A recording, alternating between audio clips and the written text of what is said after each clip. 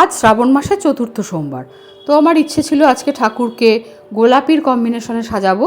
আসলে কিছু পাতার কাপড় আমার এরকম রঙের কম্বিনেশনে ছিল, তো সেই মতো বোনকে বলে রেখেছিলাম ও সমস্ত দেখুন গোলাপি আর হলুদের কম্বিনেশনে জারবেরা, পদ্ম, গোলাপ, তার সঙ্গে গাঁদা ফুল, বেলপাতা এইসব কিনে পাঠিয়ে দিয়েছে।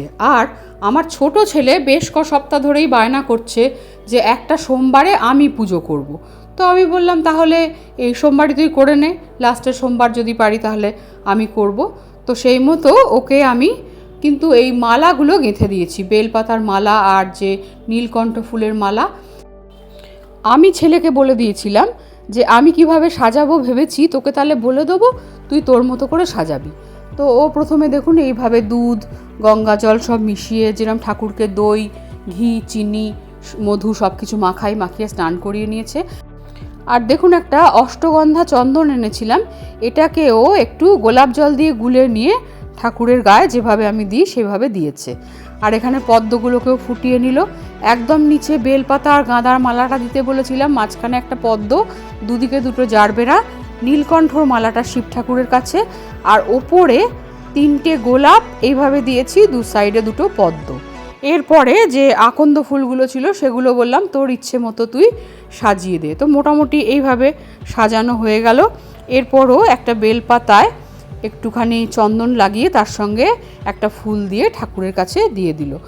আর আজকে ঠাকুরের কাছে জব অর্পণ করব ভেবেছিলাম, কিন্তু জবগুলো সব দেখলাম পোকা লেগে গেছে, তার থেকে একটু বেছে নিয়ে ওই 3-4টে মতো ঠাকুরের কাছে দিয়েছি। আর এদিকে দেখুন সিংহাসনটাও কিন্তু আজকে সবটাই ও সাজিয়েছে, আমি আর যাইনি। এদিকে ফল মিষ্টিগুলো ওর বাবা ও পুজো করবে শুনে মনের মতো করে এনে দিয়েছে, ওর যেগুলো যেগুলো পছন্দ সেগুলো। গোলাপি সাজ বলে একটা ড্রাগন ফ্রুটও দেয়া হয়েছে। আমি আসলে বলেছিলাম যে ড্রাগন ফ্রুটটা তো আজকাল উঠেছে, এটা দিয়ে পুজো দেওয়া যায় কিনা জানি না, দিতে হবে না। আমাকে বললো তো তোমার জারবেরা যদি ফুল হয় তাহলে ড্রাগনও ফল আমাকে এনে দিতে হবে, ড্রাগন। তারপরে ওর বাবা ড্রাগন ফ্রুটও এনে দিয়েছে। আমার একটু কেনাকাটার বাতিক তো আছে, তো কালী পুজো থেকে এই পিঙ্ক কালারের ক্যান্ডেলগুলো আমার ছিল, কোনোটার সাইডে গোল্ডেন, কোনোটার সাইডে সিলভার। তো আমি বললাম সব যখন সাজাচ্ছি সেইভাবে পিঙ্ক কালারের ক্যান্ডেল দিয়ে আজকে সাজিয়ে দে। তো সাজানোর পর দেখুন ঘরটা অন্ধকার করে সেই ছবিটাও আপনাদের সঙ্গে শেয়ার করে দিলাম।